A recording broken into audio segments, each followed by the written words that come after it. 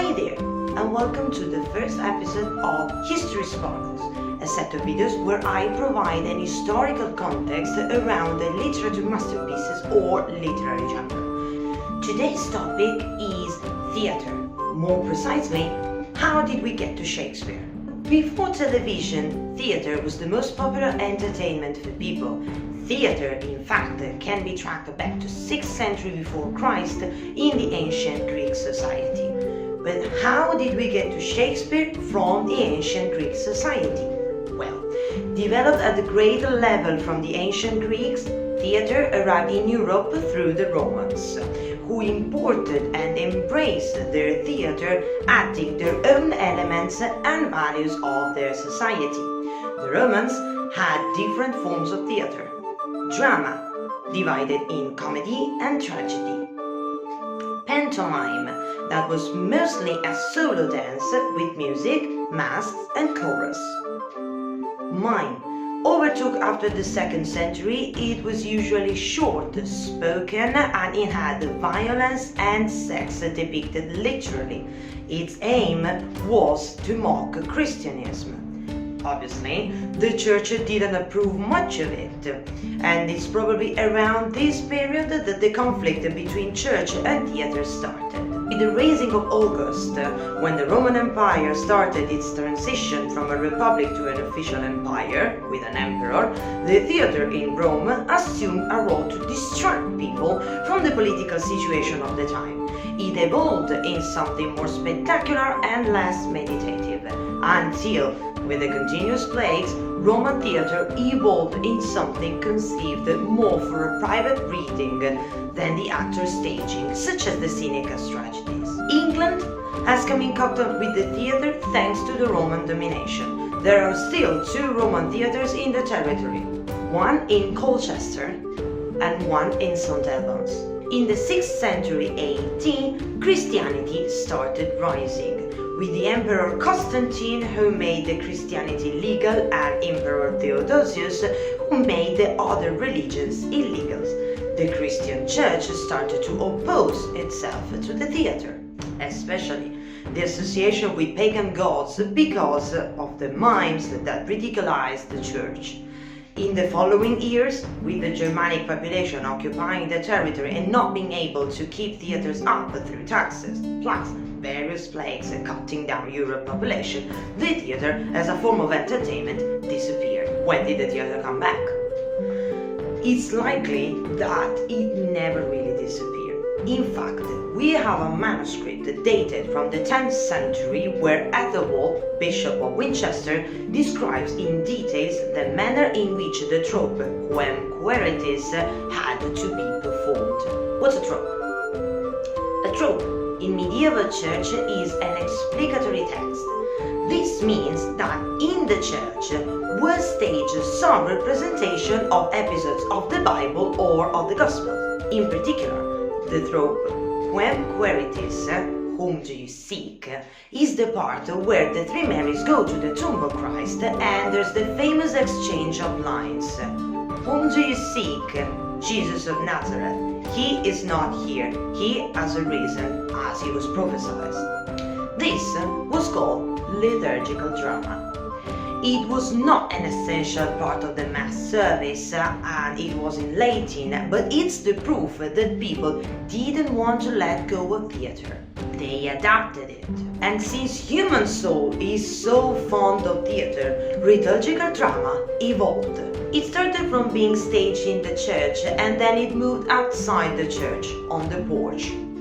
From being staged in Latin, that was difficult to understand for many people, it adopted the vernacular, the language spoken in England before English. With the adoption of vernacular, a new genre of theatre appeared: mystery plays.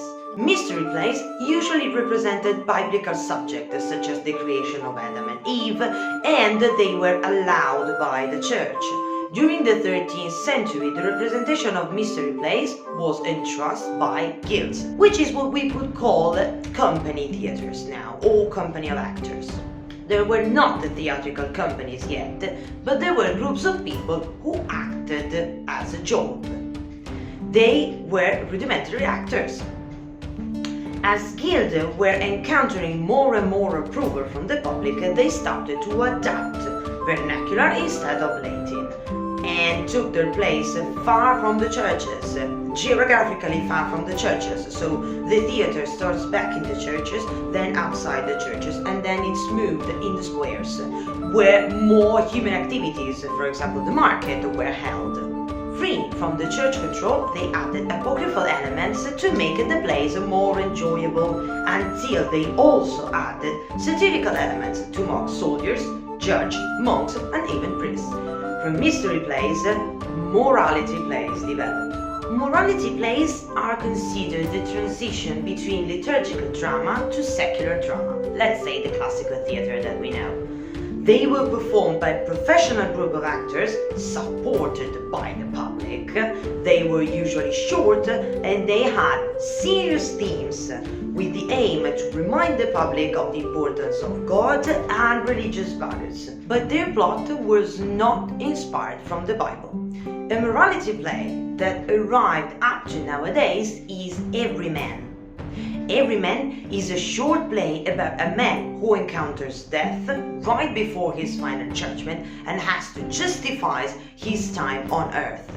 Other characters of the play are fellowship, material goods, and knowledge, who direct every man to make a confession, and good deeds will help him to get to heaven. Where were these plays performed? Morality plays, mystery plays, and miracle plays, which represented the life of saints, were staged on pageants wagons, a sort of cart with a scaffold and stage, but it also had a dressing room for the actors. Not only, they had the necessary to stage some kind of sets, and some had trapdoors to grant some special effects, such as the devils appearing or the angels going away. The pageants used to move around and stop to perform in pre-arranged sites. By the end of medieval times, many towns had a specific site for plays to be performed. So they didn't have theater yet, but a place was set for staging. When King Henry VIII detached England from the Catholic Church, all religious drama were suppressed. And that's when Actors' Company were finally free to write and perform stories with the only aim to entertain the public and not to educate it. The sovereign issued license to theater companies, who were now allowed to rehearse and perform in public, providing they had the approval and the patronage of a nobleman. Do you see what's happening here? Companies were now having an executive producer. Anyway, the first theatre in Britain was built in London in 1576, and it was called the theatre. When Queen Elizabeth I saw the potential propaganda that could be done through theatres, she encouraged and supported theatre companies. As a result, between the 1576 and the 1592, 17 public theatres were built, with a characteristic circular form, open-aired, with roofed balconies on the perimeter for wealthy spectators. For more information about Elizabethan theatre and the structure of the theatre, remember that I did a video 2 years ago during the quarantine. It's in the playlist Easy to Quarantine with Literature. It's about Shakespeare in love. I will leave the link in the description. In this period, high demand for theatre and new plays companies flourished, and they became known by the noblemen who were supporting them. The most two famous and fierce rival companies were the Admiral's Men and the Lord Chamberlain's Men. In 1594, a young actor joined the Lord Chamberlain's Men. His name was William Shakespeare. He became the company's main playwright and had the opportunity to write his 38 plays in a society who appreciated theatre so much that he could explore all his inventiveness and language and the universal nature of his writings. Obviously, Shakespeare wasn't the only playwright of his time. There were also names like Christopher Marlowe, the writer of the famous Dr. Faust, Thomas Middleton, John Webster, Ben Jonson and Thomas Dekker. Surprisingly, some of them, like John Webster, were more famous than Shakespeare at the time, but none of them had lived through the centuries so vividly as Shakespeare did. How did the theatre evolve after Shakespearean era? Well, the theatre was so appreciated as a form of entertainment that the upper classes preferred to have their own theatre and staging instead of mixing with the lower classes in the theatre. That's how slowly theatre as Elizabethan theatre evolved into the court masque. A type of theatre with expensive costumes performed at court, mainly for the sovereign and their courtesans. This evolution took place between the 16th century and the 17th century. While in 1642, when the Civil War broke out, theatres were closed to prevent disorders, and they remained closed for 18 years. Over this period, many public theatres were abolished, but the theatre as a literary genre never died. It just kept evolving, but this is a story for another History Sparkle. So thank you very much for watching this video. I really hope that you like it. If you like it, please give us a thumb up. You can also subscribe to the channel. Remember that we are a language school. We teach English, French, German, Spanish, Italian for foreigners. We teach teenagers as long as adults. We deliver courses online as well as in presence. This is our Facebook page.